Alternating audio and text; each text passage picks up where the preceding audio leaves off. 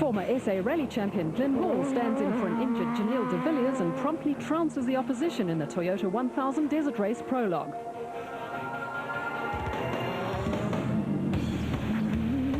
While Atang Magekaneni and Bucks Carolyn adopt a strategy aimed at earning the Botswana businessman the honour of being the first Motswana to win the grueling event. And 2002 and 2003 Toyota 1000 winners Hannes Frobler and Richard Leek showed once again that they have few equals by bringing their Nissan home in first place on day one. The South African Off-Road Championship is proudly brought to you by ABSA. Speak to ABSA first for fast, flexible vehicle finance. We can also structure an asset finance solution to suit your business needs. It's really never been easier.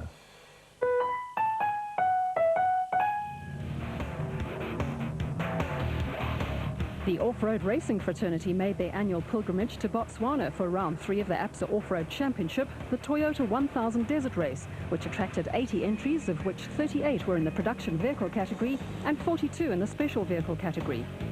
The Desert Race is the only 1,000-kilometre event on the calendar and has traditionally been one of the toughest on man and machine. But little did the competitors know what the Four-Wheel Drive Club of Southern Africa had in store for them. The event has undergone a major revamp, which included an overnight stop in Gaborone instead of the traditional stop at Manshwabisi, with the route featuring over 50% new terrain. Unseasonal rain had resulted in the usually dense bush becoming totally overgrown in places, and washaways were commonplace. On race weekend, the weather conditions were dry and sunny, with not a rain cloud in sight, so crews could expect a dusty run through the African bush. Where's the left one first? Multi-vehicle privateer teams like the Bosal N1 4x4 team, which fields 3 buckies in the production vehicle category, the 5-car Kopanong Hotel Super team, which has 2 production and 3 special vehicles, and the GBS racing team that campaigns 3 Nissan hardbodies single cabs, are becoming the norm in the ABSA Off-Road Championship, which augurs well for the future of the sport. Nissan occupies the top 2 places in the Production Vehicle Championship, but former Production Vehicle Drivers champion Janelle de Villiers was missing from the lineup, which meant he would have to wait another year to fulfill his dream of winning the Toyota 1000. Yeah, well, I mean, it was a bit unfortunate that I fell off my mountain bike, but I guess that's life. It's one of those things. Those things happen, and it's just part of life, and I've got to sit this one out, unfortunately. I'll be a spectator though, which I don't think is going to be too nice, but the next race I'll be ready again and hopefully be able to challenge for the lead again or the win or something. 3 times Toyota 1000 winner Neil Woolrich was in a confident frame of mind. Well, the odds have got to be good, eh? We've always got to be positive, and yeah, we've won it 3 times before in different cars. And here we're back again in the new Ford. When I say new, it's the same car which we ran last year, but we were here last year with a brand new engine. We had some problems with it, so the car's certainly capable of it, you know, and I'd love to do it again for a 4th time in another car. The Castrol Toyota team's hopes were pinned on dominating Class D and Class E, with Mark Grenier a key player. Strategy-wise, I think for us it's more important to finish. We don't have the outright pace to chase the guys down and overtake them. So at the end of the day, this is a long event, and we're hoping to get it to the end. Toyota's reliability is very, very good, and the guys have put in a great effort for this race, and my mechanics have really worked hard to get the car's reliability sorted out. So yeah, I think we've got a good chance finishing well up in the points, and that's what we need. We need points. Off-road stalwart Henry Zamatin is 3rd in the Class D Championship and was looking forward to a good run. We sent the car into the dyno tuners after we changed the fuel filter the first time in a year, and he phones me up. He says, "You've been fiddling with the fuel pump." I said, "No, why?" He says, "I've suddenly too much fuel here." And it turns out because we hadn't changed it for a while, that blocked up completely. So they got us 18 kilowatt, which we got as a bonus. So that was exciting. At least we got a racing car back again. Now we don't even notice the restrictor anymore. The GBS racing team is made up of a tight-knit bunch of friends who don't let on-track rivalry get in the way of friendship. There's a good competitive spirit, but it's healthy. The guys are off the race or outside the race. There's a lot of companionship, but inside the race it's everybody for himself, within limits, within the team spirit. We'll stop and help each other. To a certain extent that maybe sometimes pushes the limit a little bit within the rules. Former Class E champions Hugo and Jaap de Bruin won Class E on the last two events. Ouens se bak is almal ewe vinnig deesdae, so ons sal moet hard ry om voor te bly en ons hoop alles loop goed, ons voorbereiding is reg vir die bakkie. So hoop maar hou maar duime vas. Mark Corbett has a healthy lead in the special vehicle category after picking up a second and a win on the first two events of the season. But it's Audrey Roots and Dion de Kock in the Class B Global D8D entry who pose the biggest threat to the more powerful Class A vehicles. Nissan Dealer 400 winner Atang Mageghaneni enlisted the services of two-time Toyota 1000 winner Bux Carolyn as co-driver in the Total Jimco. I'm a little bit rusty, but my driver, he's up to scratch, so I'm relying more on him than he can rely on me. But I'm really looking forward to the event, and I've done all my route marking as per Dakar instructions. I just hope I can play the role to keep him in front. Former Class B contenders Henry Costain and René Juster decided to opt for V6 Nissan power in the Atlas Copco BAT, which will in future be campaigning in Class A. I think we're all mad about the desert races. The first sections are always tough. But after that, when the race starts opening up, it's a lacquer race. It's a race for fast cars. And yeah, the horsepower counts, definitely. And I think that's why there's so many cars here. It's because the guys love this race. Nardis Alberts returned to competition last season after a long layoff and has shown that he's lost none of his racecraft on shorter events. But how would he fare over 1,000 kilometres? It's been about 4 years since I've done a 1,000-kilometre race. So that's something I need to sort out. But the car's definitely right. As you said, it's a wonder race. So, yeah, I don't think there's any problem. Veterans and former winners of the Toyota 1000, Richard Schilling and Rob the Dog Walk, team up in the Class S Plastotech Raceco for this year's event. Hopefully with 107 years of experience we can do something tomorrow. Sun City 400 organiser Audrey Roots and Dion de Kock are the Class B championship leaders. Now my objective is to stretch the lead. And this is usually a good event for me. I'm not as fast as the bigger cars, but I'm there. I won't fall too far behind, and at the end on Sunday afternoon, the main objective is to stretch the lead in Class B and to maybe make up on Mark Corbett, who's leading in Special Vehicle Championship at the moment. The 30-kilometre prologue to determine starting positions for the main event produced a surprise result with Glyn Hall, who last competed 12 years ago, and Francois Jordan in the proudly South African Nissan, trouncing the opposition by 41 seconds. Hall, who was making his off-road racing debut, was in spectacular form.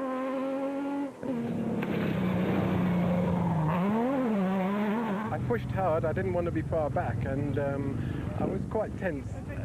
But we had quite a good run. We had a few errors and things, but we were pushing hard, probably harder at the end than I should have been. We damaged the car, which upset me a little bit. We took the headlights out, but yeah, I'm happy. Nissan teammates Hannes Grobler and Richard Leek have usually had the privilege of starting first on the road. They, like the rest of the Class T contenders, were rather taken aback by Hall's pace and knew that they had a real fight on their hands when the racer proper got underway. Team Ford Racing pair Neil Woolridge and Ken Scholthammer were only 9 seconds slower than Grobler and Leek and were quite happy for the leading Nissans to clear the route of stray animals and dense bush in the morning.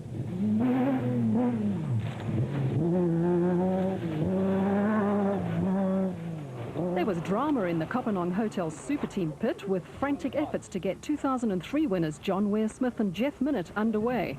We thought that the thrust bearing collapsed, and we just took the engine out, checked it, and put the engine back in, and there was a little washer spacer that was causing a little nonsense there. So we've taken care of it, and we're now well ahead of schedule. So.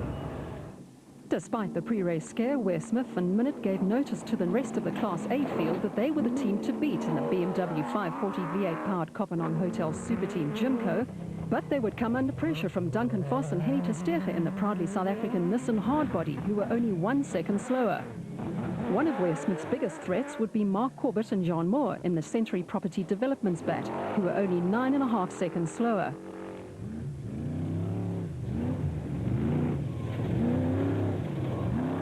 Corbett and Moore won the event in 2000, something that Mageghaneni and Carolyn, who were further 18.5 seconds adrift in the Total Jimco, would dearly like to do. But they would have to contend with the dust created by those ahead of them in the early stages of the race.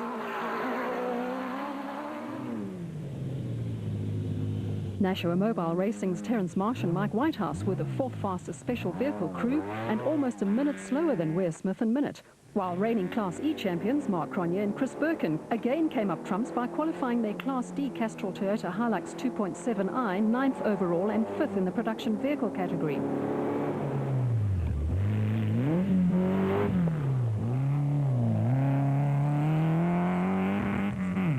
Found it sort of open in sections and then tighten straight up on you, back into the rocks. You know, it's very difficult to look after a car when you get into those conditions.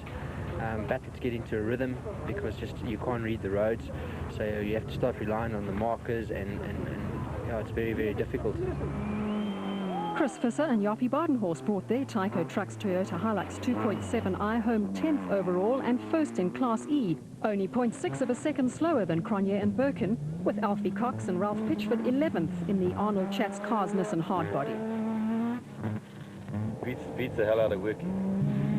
Kirstein and Juster qualified 12th fastest in the Atlas Copco Bat, while Hugo and Father Jaap de Bruyn had to settle for 13th overall and second in class in the Castrol Toyota Hilux.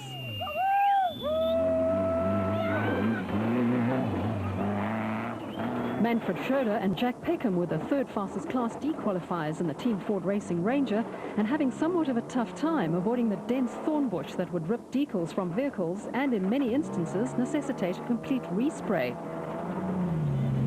Schilling and Walk were determined to post a good time in the Plastotech Raceco and were the leading Class S qualifiers, while Colin Matthews showed the rest of the Class B field a clean pair of heels in the WPP.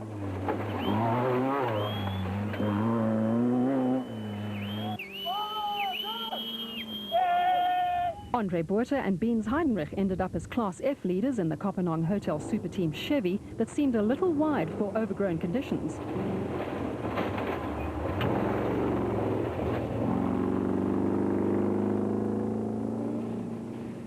Shamir Variawa and Nadine Dudio were determined to make up for their non-finish on the Nissan Sugarbelt 400 by being the fastest qualifiers in the Oven Fresh Biscuits Porter.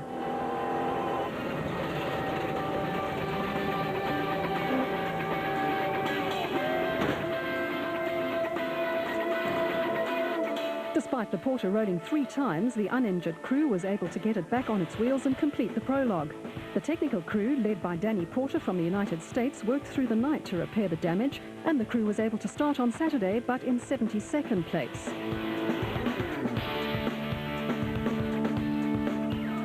Production vehicles dominated the top placings, with only 3 special vehicles managing to make it to the top 10.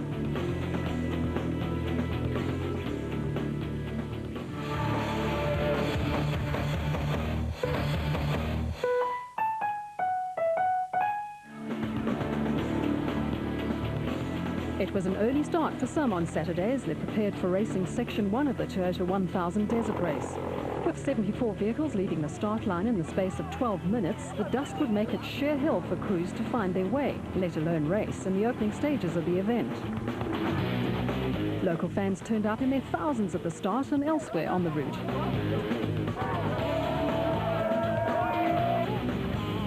Despite the weather having turned cold and the skies being overcast, there was no forecast of rain, which would have helped settle the dust.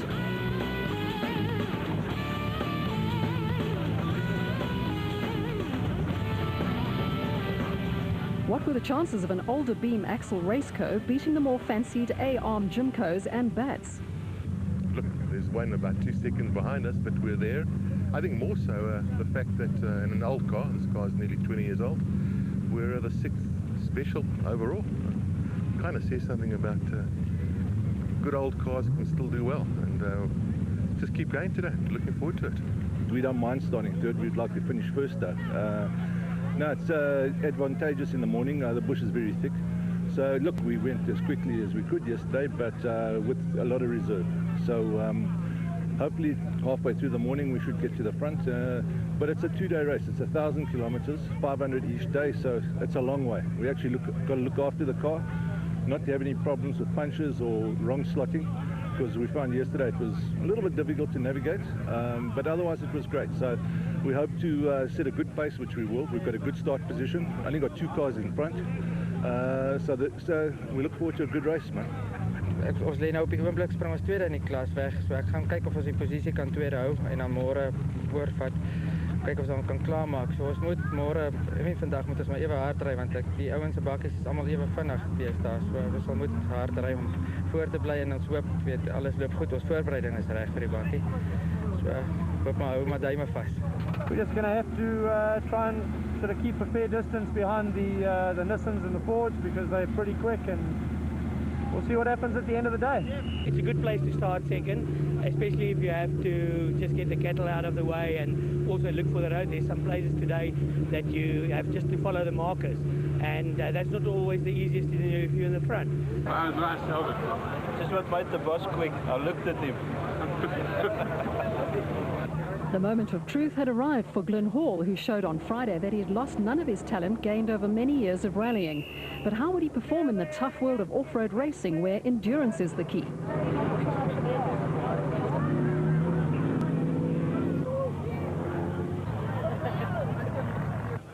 The Minister of Environment, Wildlife and Tourism, Mrs. Pelanomi Vernon, flagged off the leading group.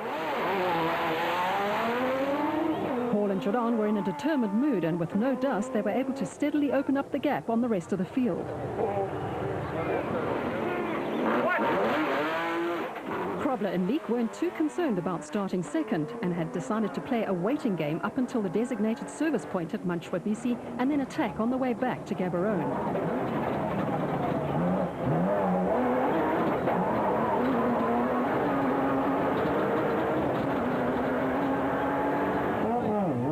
And Scholthammer had opted for a similar strategy and were confident that the Team Ford Racing Ranger had the measure of the proudly South African Nissans, where Smith and Minute had only one objective in mind: beat the trucks.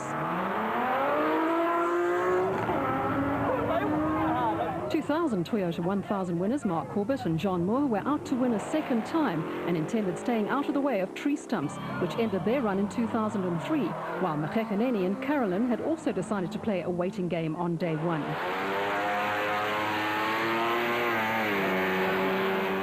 The rest of the field followed in quick succession. The battle between Toyota, Nissan and Ford for Class D and E honours would be watched with great interest, as would Kirstein and Justus' quest for a podium finish in the special vehicle category.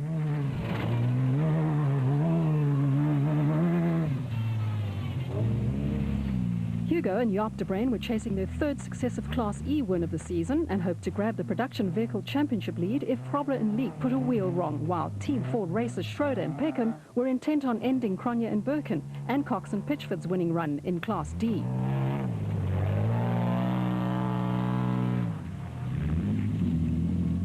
Schilling and Walk had matters well under control in Class S and starting to gain ground on some of their Class A and S rivals, while reigning Class D champions Hein Krobler and Gerard Prinsloo were hoping to get their championship campaign underway after a spate of non-finishers. Nardis Alberts and Colin Hunter were well placed in the Class S Rapsa Raceco, in which Greg Dowse and VZ Van Sale won the 2002 Toyota 1000, but were being hauled in by Nick Harper and Andrew Chalupsky in the Audi V8-powered Class A BAT racing entry.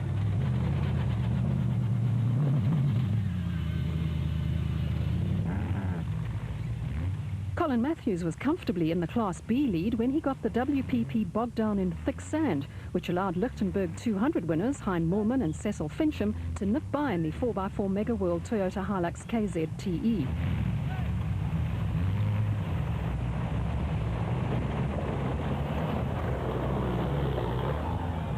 Clint Gibson and Mike Brown were the next to arrive on the scene and would overtake Matthews soon after exiting the dry riverbed.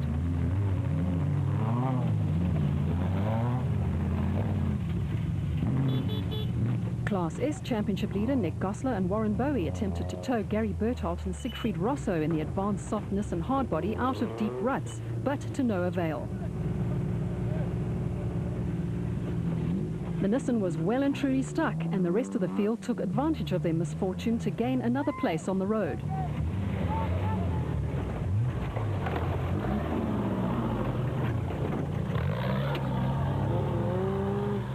Rookies Chris Fick and Rob Knight found the going a little tough in the Kopanong Hotel Super Team Land Rover, previously raced by Marius and Tracy van Vuren, while George Barkhuizen made it all look easy in the locally built motorcycle engine Ultimo. Thomas Rundle and Rainer Seitz had a tense moment in the Baden Toyota Hilux.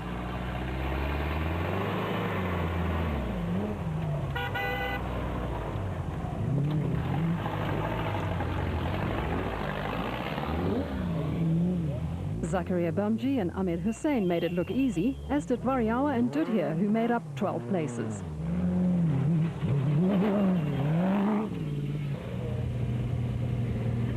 Rolf and Henriette van Heerden got their Toyota Hilux well and truly beached.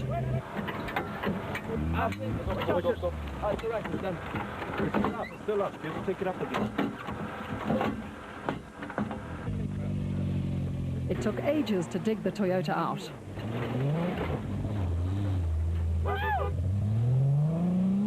One wonders how Hendrik and Louis Ferry managed to bury the Zarco Light in this rut. Ek gaan net 'n half meter van die pad af, slaan ek die voorwiel stuk in. Ruil ons die wiel en nou val ek in 'n gat in. Ai, jy weet.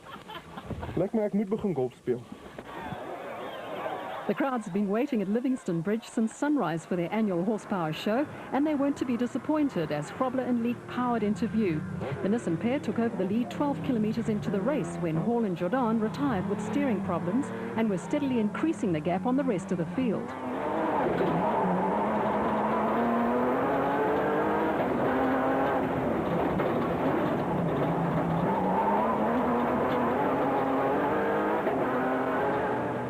Team Ford Racing pair Woolridge and Scholthammer were trailing the Nissan by 90 seconds and had opened up a gap of over 2 minutes on Vos and Testerger in the ailing proudly South African Nissan hardbody, which had picked up a misfire at the start and was not quite on the pace of the two front-running crews.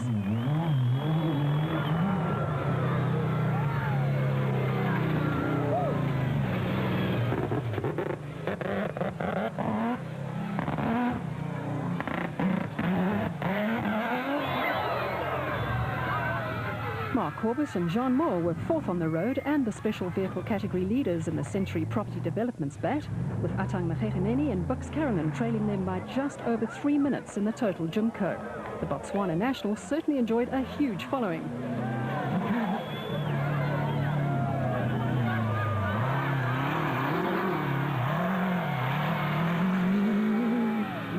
Terence Marsh and Mike Whitehouse were a further 2 minutes behind in the Mitsubishi V6 Supercharged Nashua Mobile Jimco, with Mark Cronje and Chris Birkin the fourth production vehicle on the road and the Class D leaders in the Castrol Toyota Hilux. The speed differential between the Class T and D vehicles is such that they were over 13 minutes behind the leaders after 1 hour of racing.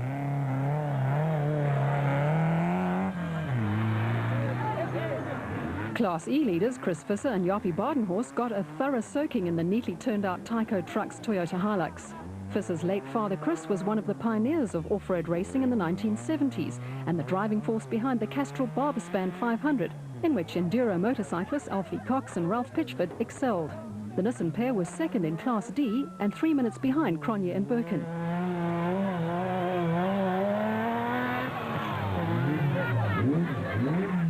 Veterans Henry Costain and Renier Euster were really enjoying the Nissan V6-powered Atlas Copco bat that they had previously campaigned in Class B.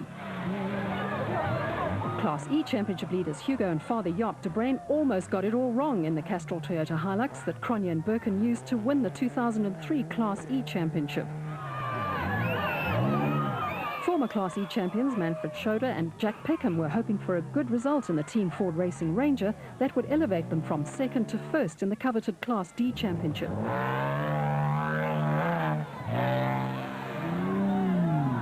Off-road veterans Schilling and Walk adopted a cautious approach so as not to spoil their chances of a Class S win in the Plastotec Raceco, which has seen almost 20 years of racing action. Reigning Class D champions Hein Frobler and Gerard Prinsloo have yet to score a point in this year's ABSA Off-Road Championship, which has caused for huge frustration in the GBS racing camp, where Smith and Minute picked up a puncture and were on a charge to make up for lost time, but also had to fend off Alberts and Hunter. Hein Moorman and Cecil Fincham, himself a veteran Toyota 1000 campaigner, have the pace but have yet to score a point in the championship. Nick Harper has taken over the reins at Bat Racing following Brandon Harkis's decision to relocate to San Diego to further his international off-road racing career. 8th place, Clint Gibson and Mike Brown have the vehicle and the talent, but victory has eluded them thus far.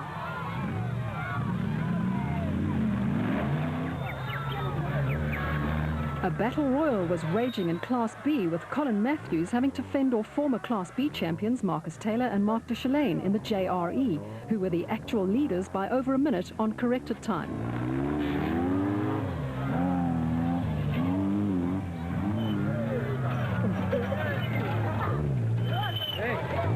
Warren Claassen and Kim Dixon in the Radflow Zarco Light were the third Class B vehicle on the road and disappointed the huge crowd by taking the safe route, as did Class F leaders Andre Buerta and Beans Heidenreich, who were having a steady run in the Kopanong Hotel Super Team Chevy.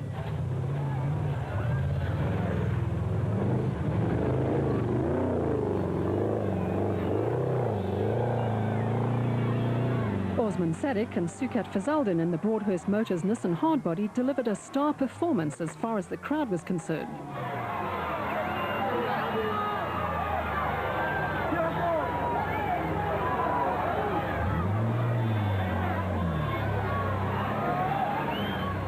Thomas Rundle and Rainer Seitz slipped by in the Baden Tyres Services Toyota Hilux.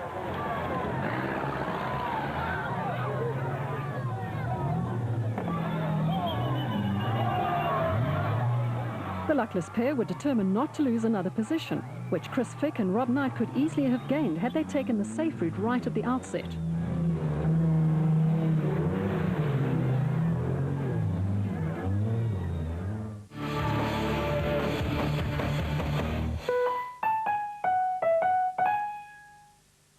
A different city. A different team. Don't do this. The investigative precision remains the same, and all new episodes. Just when I think I've seen everything. David Caruso stars as Horatio Kane. Sure is nice when they help, huh? CSI Miami, Tuesdays at 8:30, exclusive to Mnet. The SA Fan Song Quest. These were your 5 finalists.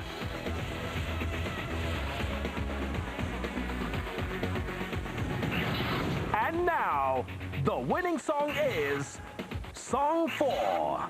Watch us play like the African drum. One heartbeat, one nation, one team. The South African dream. One heartbeat, sing one team. The South African dream. One heartbeat. One nation, one team, the South African dream, one heartbeat. Congratulations, South Africa! Now, get behind the team and sing the South African dream.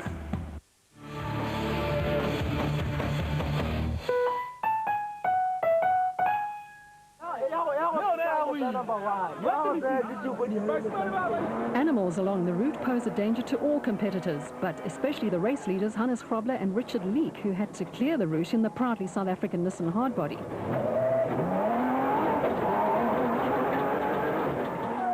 They were now 5.5 minutes ahead of Woolridge and Scholthammer, who had picked up a puncture on the Team Ford Racing Ranger.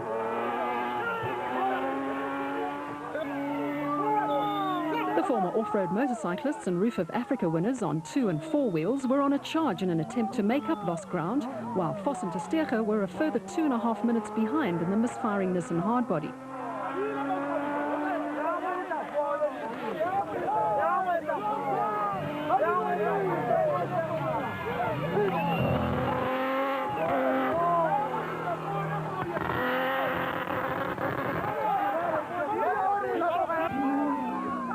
Much to the delight of the fans, Mchekaneni and Carolyn were only 40 seconds behind special vehicle leaders Corbett and Moore, with Mark Cronje and Chris Birkin in the Castrol Toyota Hilux opening up an 8.5 minute gap on the rest of the Class D field. But disaster struck soon after this point when the brakes failed due to a faulty bypass valve, which cost them the lead.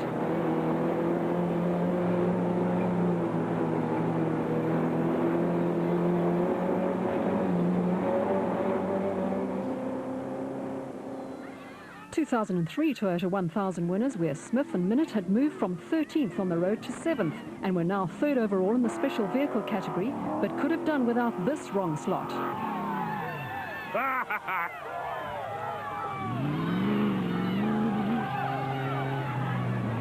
Class E leaders Chris Visser and Jaapie Badenhorst had picked up a puncture on the Tyco Trucks Toyota Hilux, but fortunately had 6 minutes in hand over Hugo and Jaap de Bruin.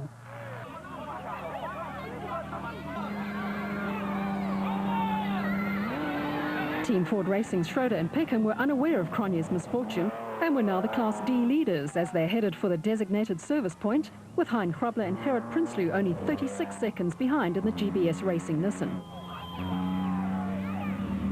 Visser and Badenhorst would have to get a move on if they wanted to retain their Class E lead and not lose any more positions to the likes of Cox and Pitchford and Gibson and Brown in the Presidium bat.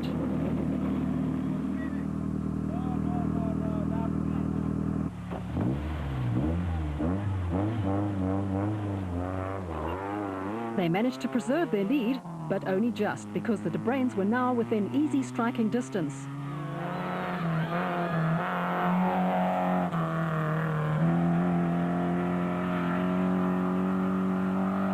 Marsh and Whitehouse were 5th overall in the special vehicle category and 22 minutes behind the leaders.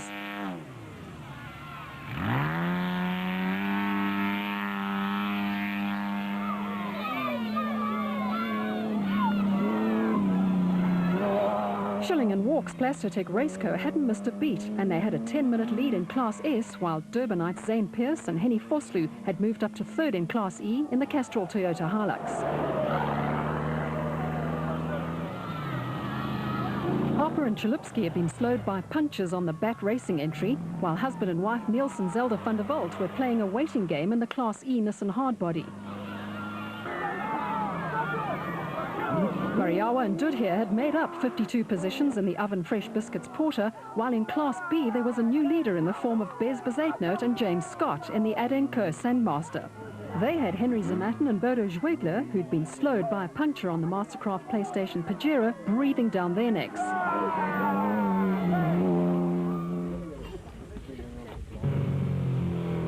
Grobler and Leek made a brief pit stop. They had had a clean run and technicians busied themselves refueling the proudly South African Nissan Hardbody, while driver and co-driver took a short but well-earned break before tackling the all-new route back to Gaborone.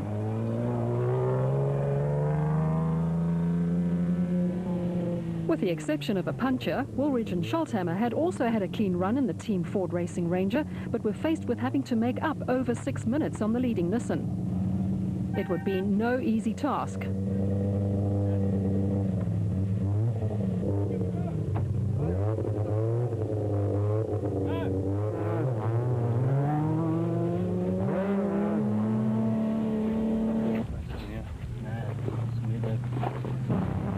Voss and Testerga elected to pass straight through.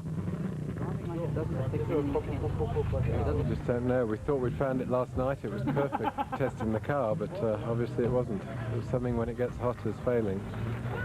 We'll have to hopefully Duncan can make it and we'll go, but it's running very poorly at the moment. The battle in the special vehicle category was a closely fought affair, with Mahereneni and Carolyn only seconds behind the leaders Corbett and Moore.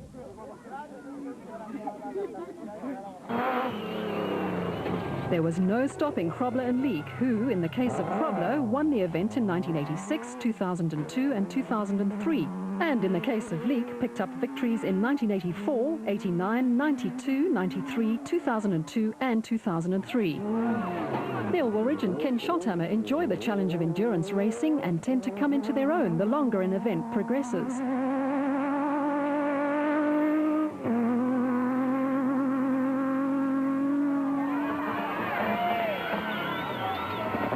Retirement was imminent for Duncan Voss and Henny Testerga, and the Nissan Challenge in Class T would be watered down to one vehicle.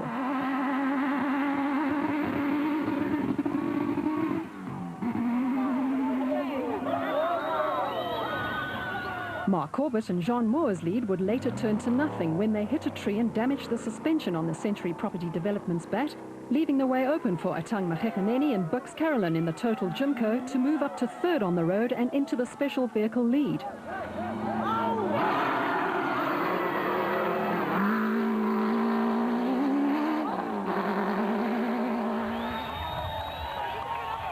Class D leaders Schroeder and Peckham hit a tree, which damaged an oil cooler on the Team Ford Racing Ranger.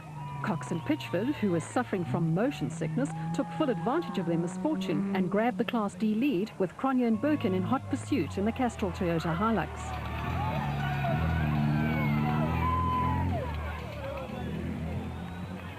John Ware-Smith and Jeff Minnett had carved their way through the field in the Kopanong Hotel Super Team Jimco and were now the second special vehicle on the road, while Chris Visser and Jaapie Badenhorst, who were the first Class E crew on the road, had relinquished the lead to Hugo and Jaap de Bruin on corrected time.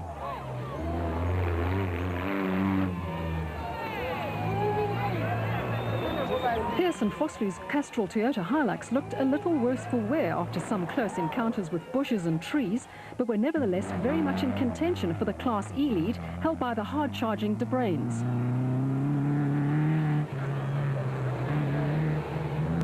Berthold and Rosso staged a terrific comeback in the advanced softness and hardbody and were third in Class D.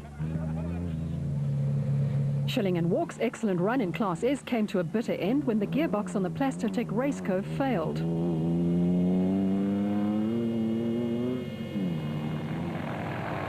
Mohammed Noble and Richard Hope assumed the Class S lead in the Abe's Furniture Raceco, with Arnold Pistorius and Theo Grobler in the Raceco now in contention for a podium position in Class B.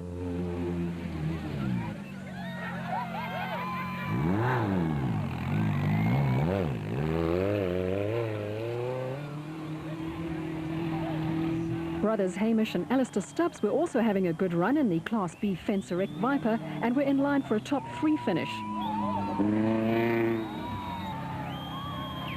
Botha and Heidenreich were the sole remaining crew in Class F for unlimited two-wheel drive production vehicles and only had to finish to score a maiden class win in the Kopanong Hotel Super Team Chevy.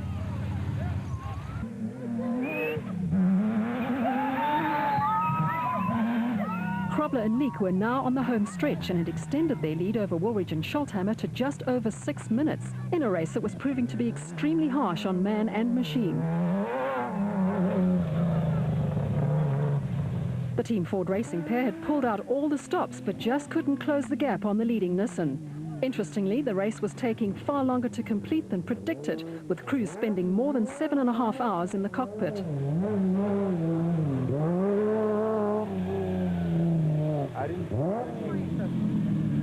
Atang Mageganeni and Bucks Carolyn's race was going according to schedule. The new partnership hadn't picked up any punctures or mechanical problems on the Total Jimco and was virtually assured of the overnight lead.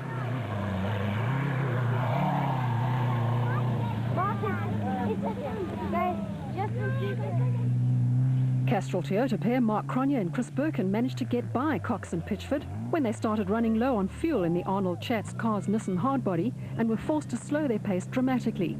The Class D championship leaders had built up a 7-minute lead over the Nissan crew at this point. Right now, the odds were not in favor of Cox and Pitchford scoring a second successive Class D win.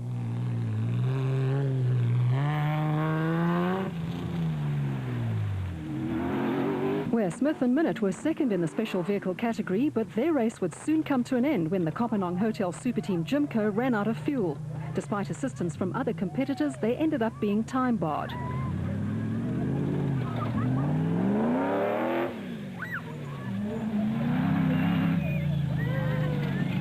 KwaZulu-Natal-based Gibson and Brown picked up 2 punctures and relied on a borrowed wheel to get them and the Presidium bat to the overnight stop, while Shamir Variawa and Nadim Dudhir also had a puncture on the Oven Fresh Biscuits Porter, which dropped them down in the order, but were now third on the road and second on corrected time in the special vehicle category after starting 72nd.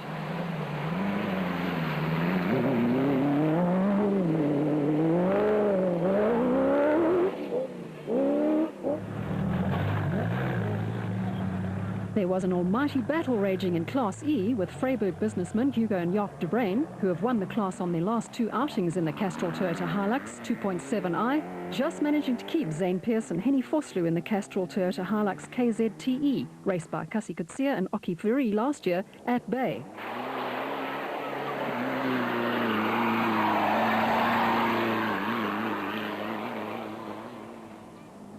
Gary Berthold and Siegfried Rosso in the advanced soft Nissan hardbody had moved up to 10th on the road, 7th overall in the production vehicle category and 3rd in Class D, ahead of Class D winners on the Nissan Dealer 400, Paolo Piazzamosso and Rod Herring in the Castrol Toyota Hilux, who had been slowed by a puncture and overheating caused by a faulty cooling fan that was repaired at the designated service point.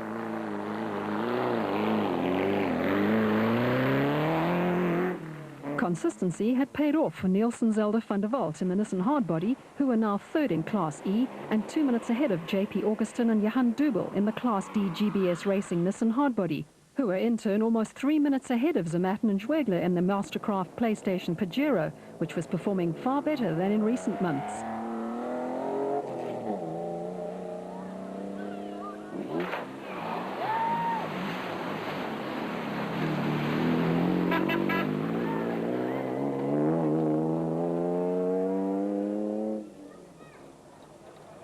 Harper and Chalupsky were 4th overall in the special vehicle category and, apart from 3 punctures, had had a trouble-free race in the BAT racing entry.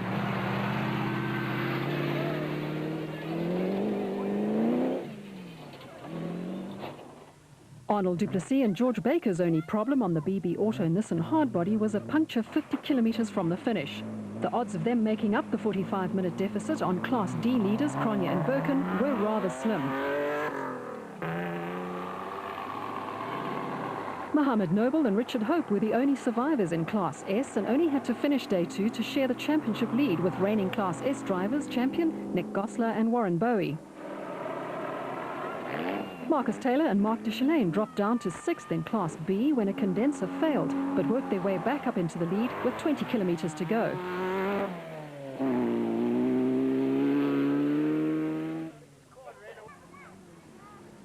Despite being 2nd in Class B on the road, Arnold Pistorius and Theo Grobler were in fact 3rd on corrected time and trailing Hamish and Alistair Stubbs by 5 minutes.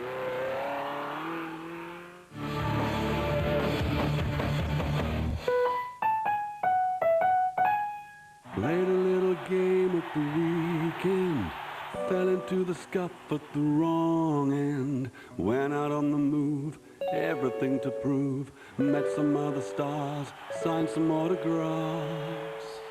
We are the champs, we are, we are, we are, we are the champs, we are, we are. When you take us home, we'll never stand alone. We are the champs, we are, we are, we are. Did a photo shoot in the sunshine, been around the world like 10 times, loved ones on the phone, never feel alone, every moment, every match, every kick, every catch.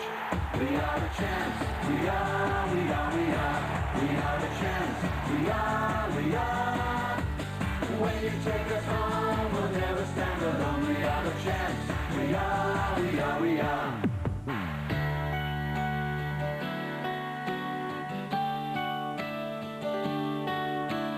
It's alright, it's okay, we love you anyway. It's alright, it's okay, you are heroes every day. It's alright, it's okay, we love you every day, every day. We are the champs, we are, we are, we are, we are the champs, we are, we are. When you take us home, we'll never stand alone. We are the champs, we are, we are, we are. How's it? We are the champs, we are, we are, we are. We are the champs, we are, we are. When you take us home, we'll never stand alone. We are the champs, we are, we are, we are.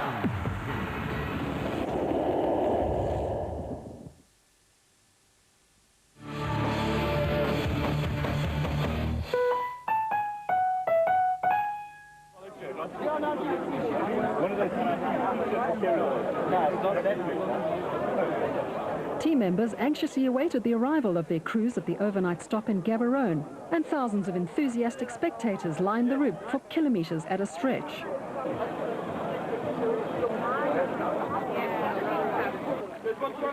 There's a chicken and there's an oxtail. The finish was in sight for Hannes Grobler and Richard Leek in the proudly South African Nissan hardbody.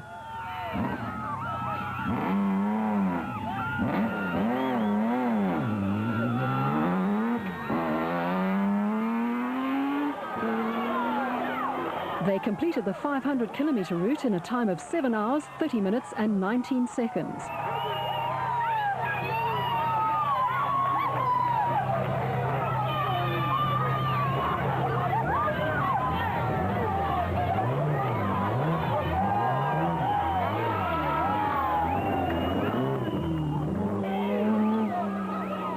Neil Woolrich and Ken Scholthammer were next in the Team Ford Racing Ranger.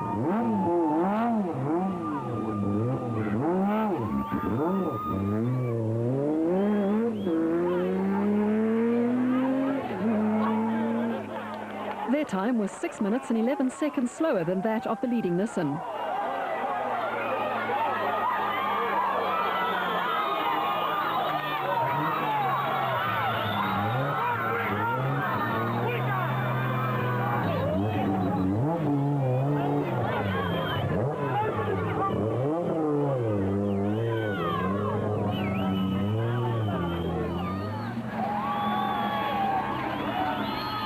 A clean run for Atang Makgekgeneni and Bux Carolyn in the total Jimco. The special vehicle category leaders crossed the line to the tumultuous applause of their huge fan base.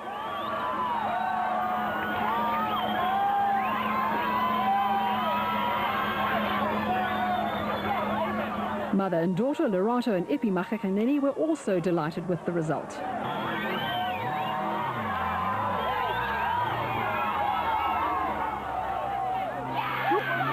Castrol Toyota's Mark Cronje and Chris Birkin were third overall in the production vehicle category and 11 minutes ahead of Cox and Pitchford in the Nissan.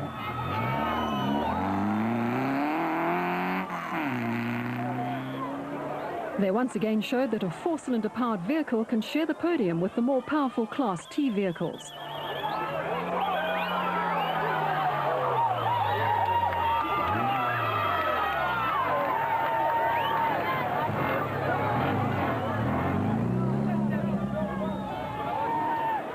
Alfie Cox and Ralph Pitchford could only hope that the following day would go off without any hitches and that they could close the gap on and possibly beat the Class D leading Toyota.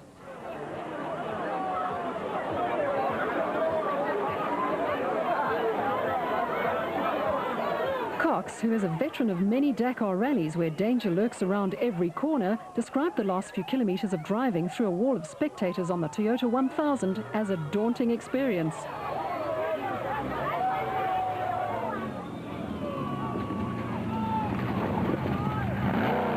Clint Gibson and Mike Brown picked up another puncture on the right rear of the Presidium Bat and had to nurse the vehicle to the finish and finished third overall on corrected time in the special vehicle category.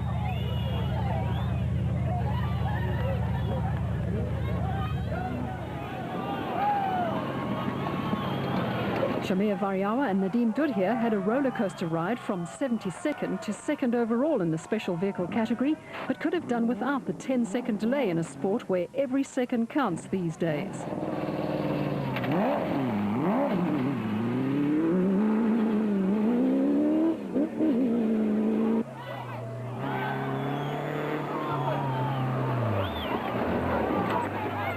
And Jaap de Bruin lost third and fourth gear 100 kilometres into the race and had to complete the rest of the race in first, second and fifth gears.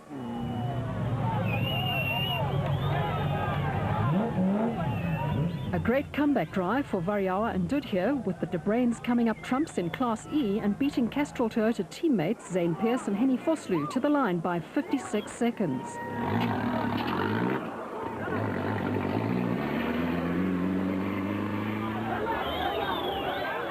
The front differential on the Castrol Toyota Hilux broke 80 kilometres from the overnight stop, which made the going tough for Pearce and Vosloo.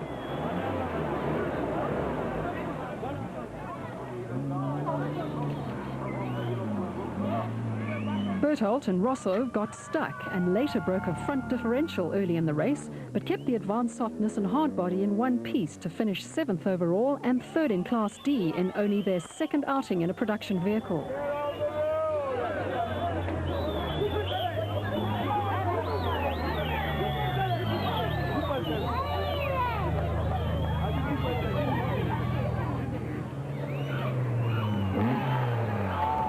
Paolo Piazzamusso and Rod Herring came from way behind in the Toyota Castrol Hilux to finish 8th overall in the production vehicle category and 4th in Class D, while Nielsen Zelda van der Walt finished a creditable 9th overall and 3rd in Class E in the diesel-powered Nissan hardbody.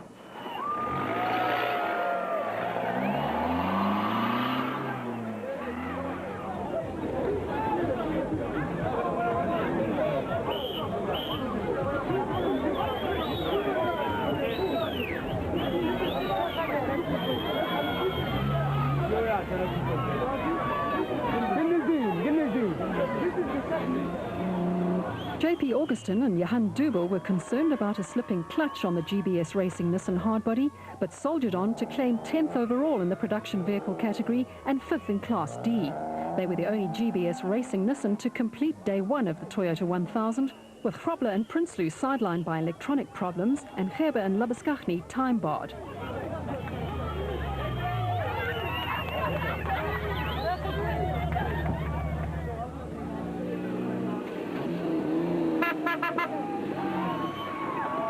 Mastercraft PlayStation Pajero crew, Henry Zamatin and Bodo Schwegler, were heading for 11th overall and 6th in Class D, despite a puncture and losing an upper control arm bolt 50 kilometers from the finish.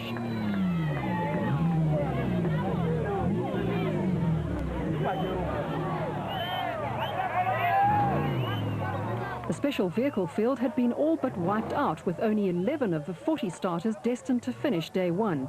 Harper and Chalupsky were 4th overall in the BAT Racing entry, but an hour behind the category leaders.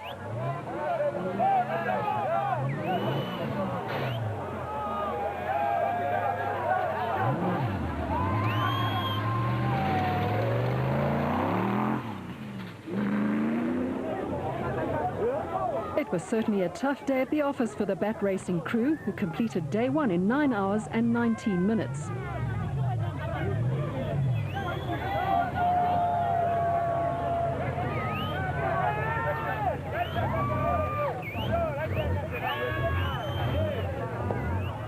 Arnold du Plessis and George Baker had had a torrid time in the BB Auto Nissan hardbody and were very happy to be within sight of the finish line.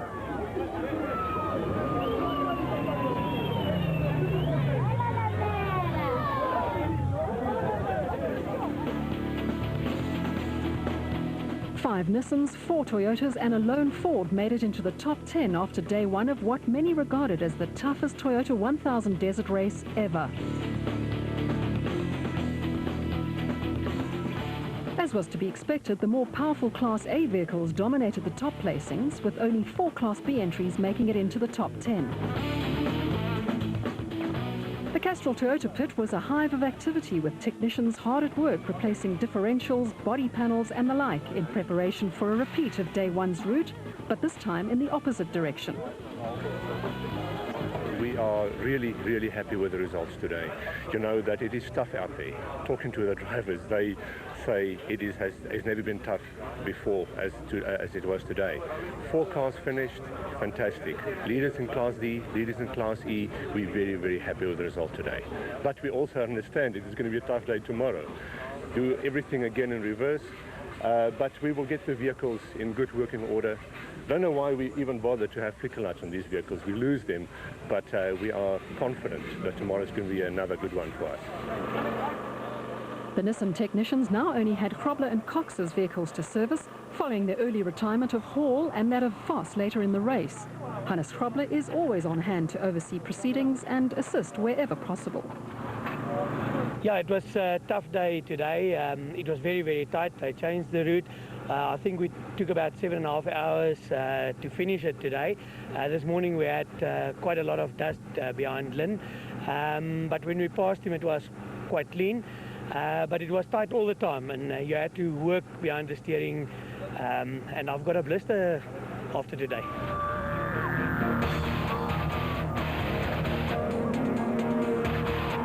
The action on day 2 of the Toyota 1000 Desert Race was fast and furious, with no holds barred racing in the production and special vehicle categories.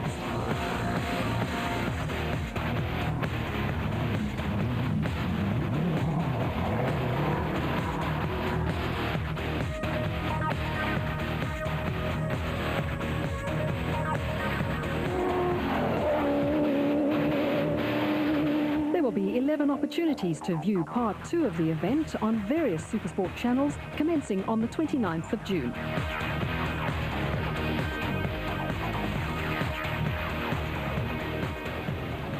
The South African Off-Road Championship was proudly brought to you by ABSA. Speak to ABSA first.